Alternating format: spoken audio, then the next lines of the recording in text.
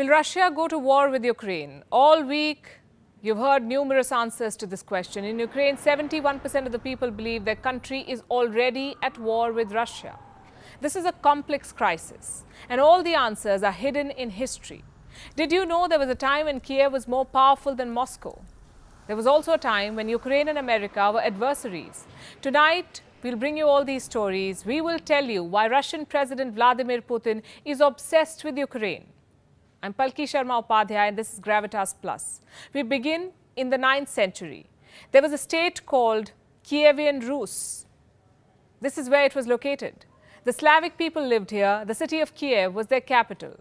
Between 980 and 1015, the Kievan Rus was ruled by Grand Prince Volodymyr. In Russian, his name is Vladimir. In Ukrainian, Volodymyr. And as fate would have it, these are also the names of the presidents of these two countries today.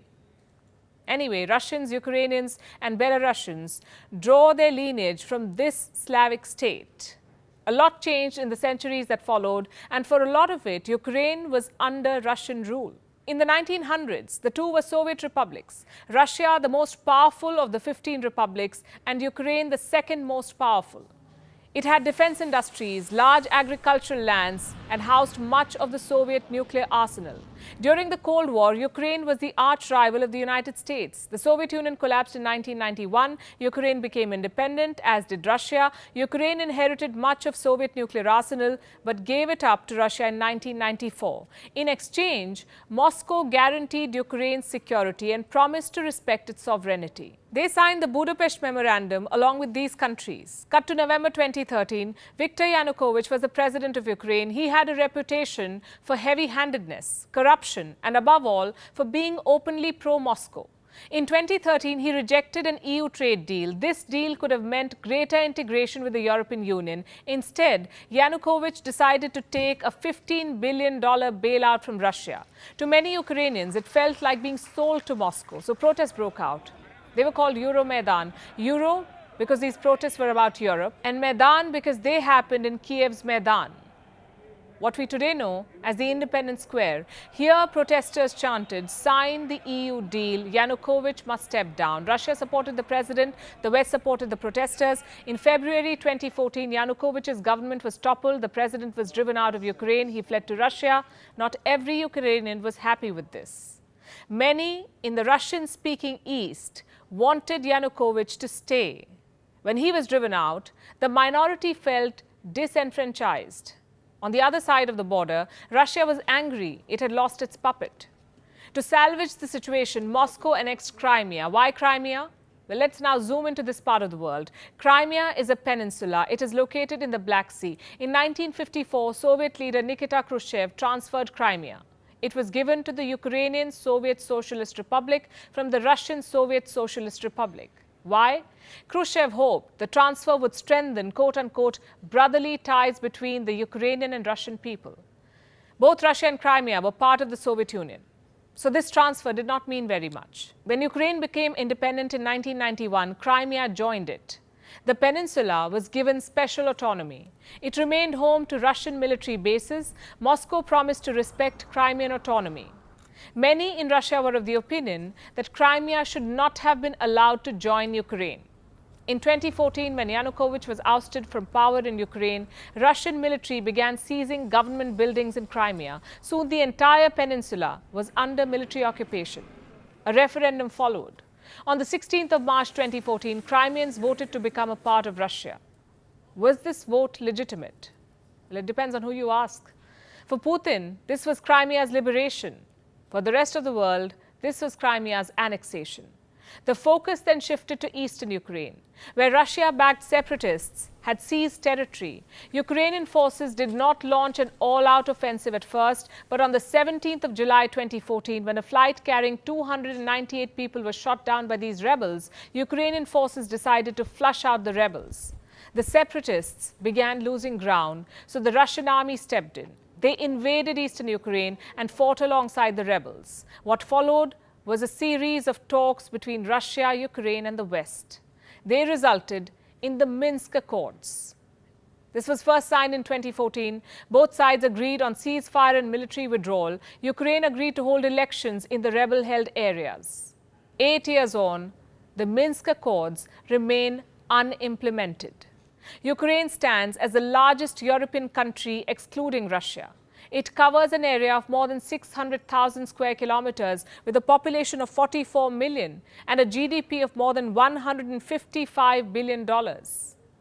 Per capita income, more than $3,700.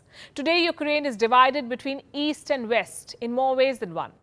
The West sees itself as more European. The East is closer to Russia, be it in terms of geography or sentiment. In the West, most Ukrainians speak Ukrainian. In the East, a third are native Russians. In the West, Russia is looked at with suspicion. In the East, Russia is looked at through the lens of shared history and heritage. Ukraine also remains at war. Its forces are fighting the rebels in the east. Rebel leaders are ruling at least two regions, Donetsk and Luhansk. Together, they are known as the Donbas region. Russia has once again sent its troops. This time, they're stationed right at the border. What does Vladimir Putin want? For NATO to stop expanding. NATO stands for North Atlantic Treaty Organization. It's a military alliance. These countries are the founding members of NATO. These countries joined it during the Cold War, and these countries joined after it. Ukraine wants to join NATO too, but Putin wants NATO to exclude Ukraine and every former Soviet state. And this is just half the story. Like I said, a lot is hidden in history. For starters, there is domestic politics. When Putin annexed Crimea, his approval rating skyrocketed. Keeping the nationalistic drum rolling helps the Russian president. Annexing parts of Ukraine also helps Putin restore Russia's superpower image. Again, back to history. Many Russians view Ukraine's independence as a mistake. It is true that Ukraine was ruled by Russia. In fact, Ukraine has barely remained independent pre-1991. There was a brief period before World War I and then another stint in 1600.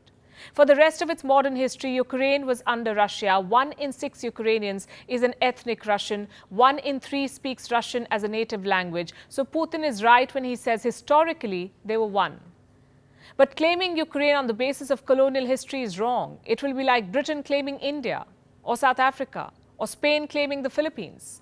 Past imperialism cannot justify present-day expansionism. Here's what else history tells us. Ukraine was forcefully Russified. Cut to 1700, Russian leader Catherine the Great started Russifying Ukraine. Ethnic Russians were shipped to this part of the world. Schools were told to teach Russian language. By 1800, the Ukrainian language was banned. In 1930, Soviet leader Joseph Stalin steered a famine in Ukraine. Millions of Eastern Ukrainians were killed. The area was then repopulated with ethnic Russians. In the 1940s, the ethnic Tatars were relocated. They too were replaced with Russians. There is a reason why Eastern Ukraine today has so many native Russian speakers. It was designed to be that way. Eastern Ukraine was always dear to Russia. It has coal, it has iron, fertile land.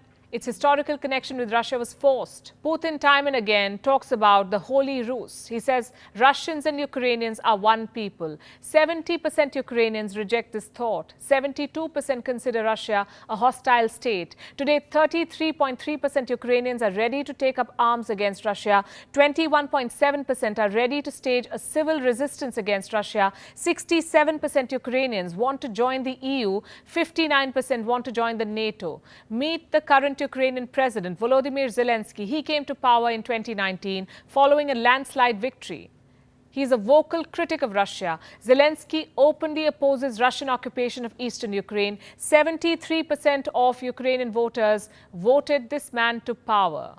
Today, Volodymyr Zelensky represents the pulse of Ukraine, the Ukraine that wants to remain independent of Russia. But Vladimir Putin wants to become the man who revived Russian imperialism. He does not realize the world has moved on.